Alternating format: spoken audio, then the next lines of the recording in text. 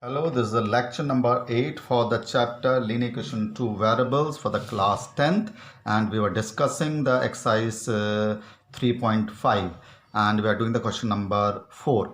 Now in question number 4, fourth part, it is a good question. It is given that there's a car, there are two cars which is starting from the same 2 points, point A and point B, and the distance between the 2 points is 100 kilometer. Now it is given that when they move in the same direction, they meet in uh, 5 hours, and when they move in the opposite direction, they meet in 1 hour. It is given. You have to find the speed of the car of both the cars. So I have drawn this a diagram for you. There's a 2 points A and B, and the distance between them is 100 kilometer. And if they move in the opposite direction, they are meeting at Q in 1 hour. Meeting at Q in 1 hour. This is a point Q. When they move in the same direction, one from this, they are meeting at P in how many hours? 5 hours. They meet in 5 hours.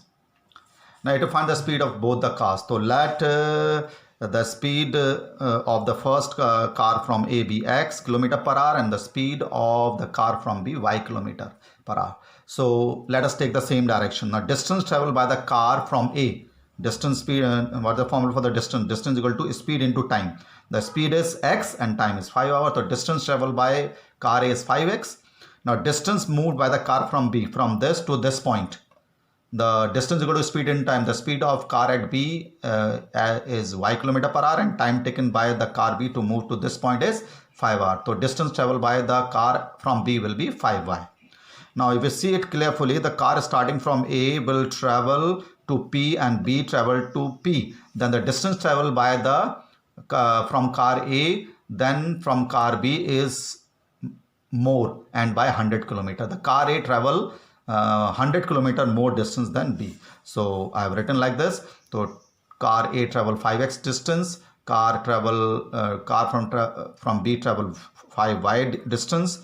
So 5x minus 5y is equal to 100. The difference between the distance traveled by the two cars is 100, or divide the whole equation by 5. X minus y is equal to 20. Now let us take the opposite direction. The distance traveled by the car from A, from this to this point Q, will be speed into time. Speed is x, time is 1 hour. So x kilometer traveled by the car A, and similarly the distance traveled by the car B from B will be from to Q will be speed into time. Speed is y, time is 1 hour. Now in the opposite direction, both of them the combined distance of 100 kilometer. A travel to Q, B travel to Q, there the combined distance will be 100 kilometer. So x plus y will be 100. Both of the cars travel the total distance of 100 kilometer. So this is the equation number 1. This is equation number 2. You solve these two equations, you will get the value of x as 60 and y is equal to 40. So therefore the speed of the car from A will be 60 km per hour, and the speed of the car from Y will be 40 km per hour. This is the statements, or the proper statement you have to write. Distance traveled by the car from A to P in the same direction and in the opposite direction. In the same direction, the car from A travel 100 km more distance than the car traveling from B, and in the opposite direction, both of them combinedly travel the distance of 100 km. So in the first is a difference sign, in the second case it will be a plus sign. Now fifth part is also a good question. It is given there is a rectangle, and if we decrease the length by 5 and we increase the breadth by 3, then the area is decreased by 9 square units. It is given. If we decrease the length by 5, increase the breadth by 3, the area is decreased by 9 square unit. In the second case, it is given that if the length is increased by 3 and the breadth is increased by 2, the area is increased by 67. So you have to find the dimensions of the rectangle. So let the length of the rectangle be x units and the breadth of the rectangle be y units. Therefore, its area will be, original area we will say it, length into breadth. Original area will be length into breadth. Now in the first case, the new length will be x minus 5 because the length is decreased by 5, and the new breadth will be y plus 3 because the breadth is increased by 3. So the new area will be length into breadth, that is and x minus 5 into y plus 3, x minus 5 into y plus 3. And it is given that this area is decreased by 9 square units. So we can say that new area will be 9 less than the original area. This. So new area is x minus 5 y plus 3, original area is x into y and minus 9. So new area is 9 less than the original area. Multiply and open the bracket, you will get the equation 3x minus 5y is equal to 6. Multiply and open the bracket, you will get the equation this. Now in the second case, the both length and breadth is increased by 3 and 2 units respectively. Then the new area will be x plus 3 into y plus 2. This is the new area, and it is given that this area is increased by 67. So the new area will be original area plus 67. So when you simplify it, opening the bracket, x into y will be cancelled by the x into y. You will getting the equation 2x plus 3y is equal to 61. Now solve these two equations by cross multiplication method. You will get the value of x as 17 and y as 9. So the length will be 17 units and the breadth will be 9 units. So it is a good question. Rectangle form, in the two cases the dimensions of the rectangle is changing. In the first case the area is decreasing. In the second case, by changing the dimension of the rectangle, the area is increasing. Increasing we put plus sign, in the decreasing we put the minus sign. Now in exercise 3.6 you have to solve the following equation by converting into the standard form of the simultaneous equation.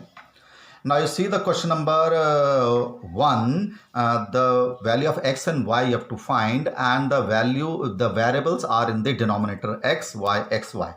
So they are not in the standard form. So first of all, you convert these equations into the standard form of the linear equation in two variables, solve them and then find the value of x and y. So we can let 1 upon x is equal to capital X and 1 upon y is equal to capital Y.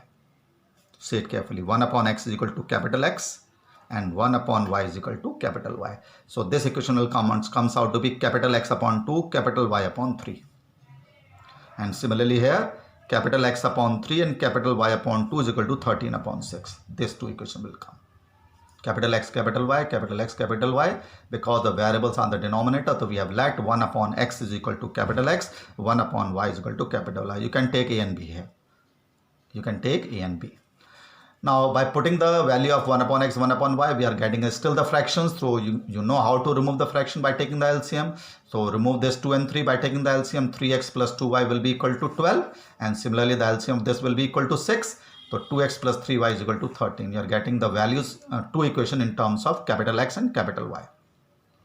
Now it is not mentioned by which method you have to solve this equation. So you can solve the equation number 1 and 2 by any method. You can use any method to solve, by either elimination method or substitution method or cross multiplication method. So you are getting the value of capital X as 2 and capital Y as 3. You take your own time to solve these two equations. Now what we have let? We have let capital X is equal to 1 upon x and capital Y is equal to 1 upon y. Cross multiply, you'll get the value of x as 1 upon 2, you'll get the value of y is equal to 1 upon 3. So in this way, you have to solve all the questions of this exercise by converting them into the standard form of linear equation in two variables. Again, the variable are in the denominator in the second part, so you can let 1 upon root x is equal to x and 1 upon root y is equal to capital Y. So this comes out to be 2x plus 3y is equal to 2.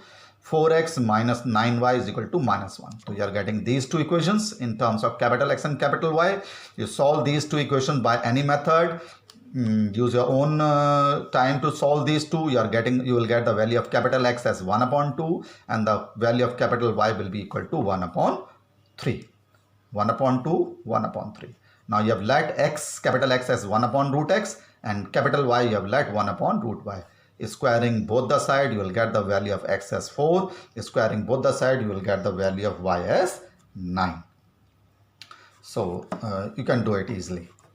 Now you see the third part, we have the variable only in the denominator in the first term, 4 upon x. This y is in the numerator. So you can let only 1 upon x is equal to capital X. This small y will remain as it is.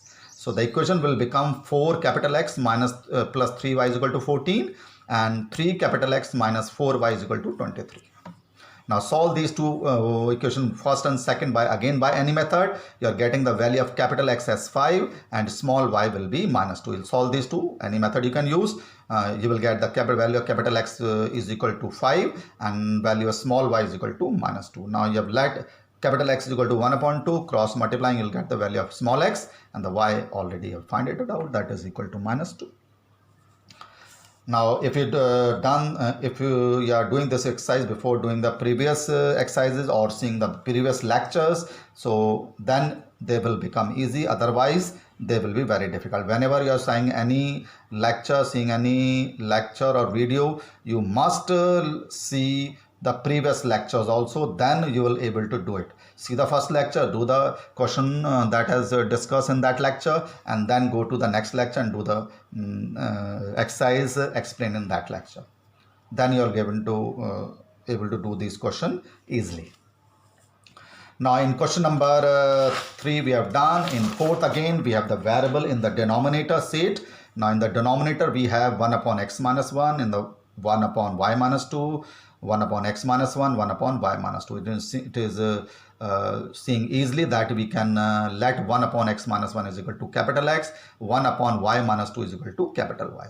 So this equation become 5x plus 1y is equal to 2. This will become 6x minus 3y is equal to 1. Capital X, capital Y we have to put. Now solve these equations again by any method. You will get the value of capital X as 1/3. You will get the value of capital Y as again 1/3. Now what you have let capital X? 1/x-1. What we have let? Capital Y, we have let 1/y-2. Cross multiply and you will get the value of X and Y. Simplify this, cross multiplying, and you will get the value of X and Y. So this is the question number 1, fourth part we have done. We'll discuss in the next lecture. Thank you.